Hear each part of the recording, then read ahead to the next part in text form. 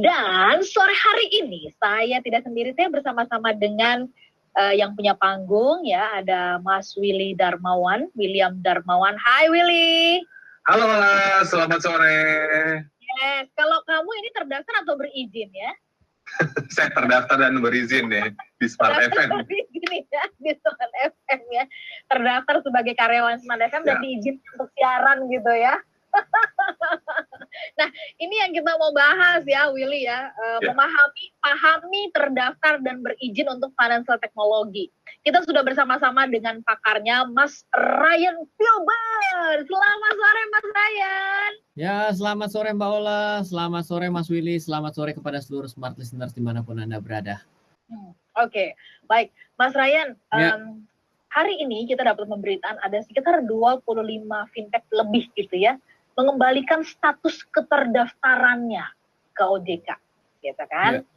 Kita juga bingung gitu, kok dikembaliin sih terdaftarnya gitu. Sementara ya kalau dari pengalaman banyak orang ya, ketika dia pilih misalkan pinjaman online atau produk-produk tertentu lah ya yang termasuk dalam finance teknologi, mereka yakin karena terdaftar dan diawasi OJK. Nah ini kok ada lagi soal berizin-izin gitu. Sebenarnya ini maksudnya apa ya, kenapa dibuat status ini di dalam perkembangan financial teknologi di Indonesia?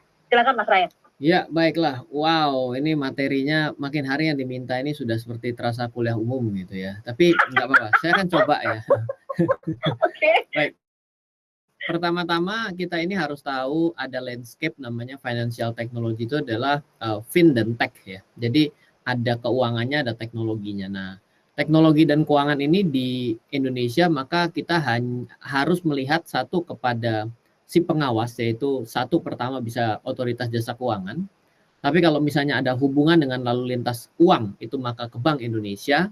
Kalau misalnya kita hubungannya dengan yang teknologi saja tanpa serta-merta langsung menuju kepada keuangan, maka kemungkinan kita ke Menkominfo gitu ya. Nah, jadi yang tadi Mbak Ola highlight adalah ada yang mengembalikan tanda daftarnya, itu adalah salah satu yang diawasi OJK, yaitu adalah industri peer-to-peer lending atau namanya adalah pinjam-meminjam berbasis elektronik.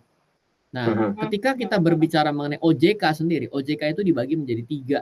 Yang pertama mengawasi bank, yang kedua mengawasi pasar modal, ketiga adalah mengawasi industri keuangan di luar bank. Jadi industri keuangan non-bank dan juga di luar pasar modal. Nah, kalau misalnya kita ini mulai ingin tahu lebih jauh mengenai apa saja sih aturan dari peer-to-peer lending, sebenarnya Anda bisa mencari namanya adalah Peraturan Otoritas Jasa Keuangan POJK nomor 77. Nah, ketika kita pertama kali pergi ke peer-to-peer lending untuk mengajukan izinnya dari peer-to-peer lending ini, maka kita harus mendaftar dulu. Ya, jadi di sana ada aturan-aturannya, harus mengikuti asosiasi. Nah, lalu setelah itu dia running 1 tahun. Setelah running 1 tahun itu harus meningkatkan modal menjadi 2,5 miliar. Bila ternyata ada satu saja yang tidak bisa dipenuhi, maka si peer-to-peer ini lebih baik mengembalikan tanda daftarnya dibandingkan dicopot.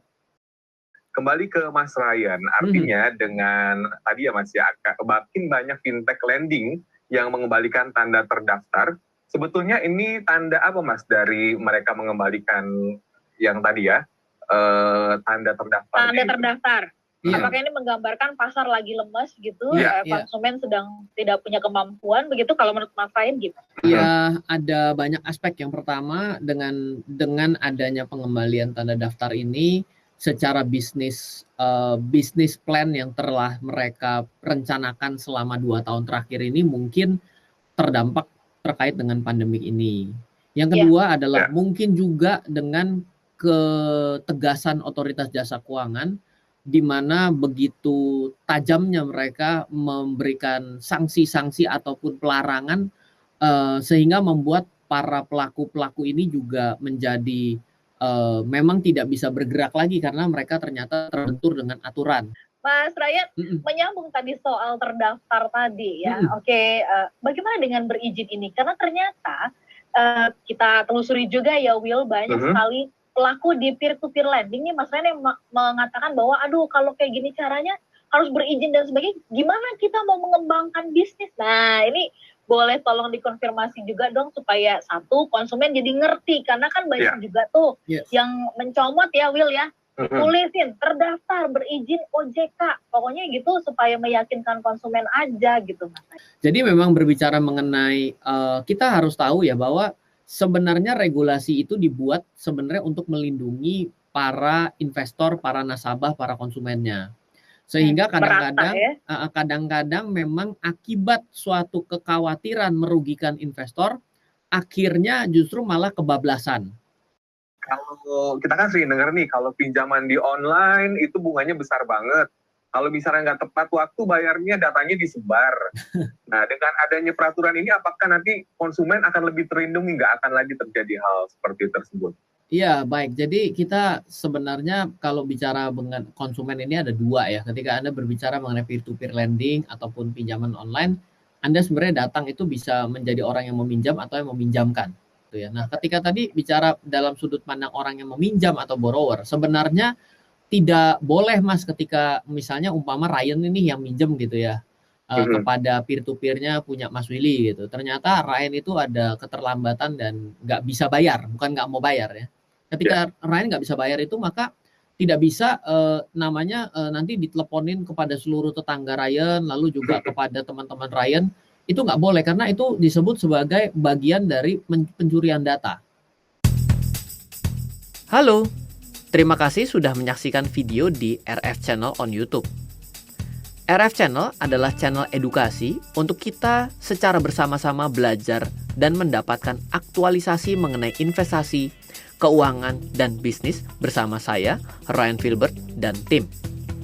Add nomor WhatsApp saya di 0895 07 08 0789 0895 07 08 0789. Download aplikasi MyRF di Android atau iOS untuk mendapatkan artikel dan tema-tema khusus mengenai edukasi investasi, keuangan, dan bisnis pada aplikasi MyRF sekarang juga. Setiap bulan, saya bersama dengan tim memiliki kelas, mulai dari belajar trading dengan analisa teknikal, yang strateginya bisa Anda terapkan pada seluruh market, mulai dari saham, forex, hingga cryptocurrency, atau kelas investasi saham bernama Fundamental Camp. Untuk mengetahui kelas lainnya dan bertanya mengenai kelas, hubungi tim sekarang juga di 0852 882 6187. Sekali lagi, 0852 882 6187. Semoga terus bermanfaat. Dari saya Ryan Filbert, salam investasi untuk Indonesia.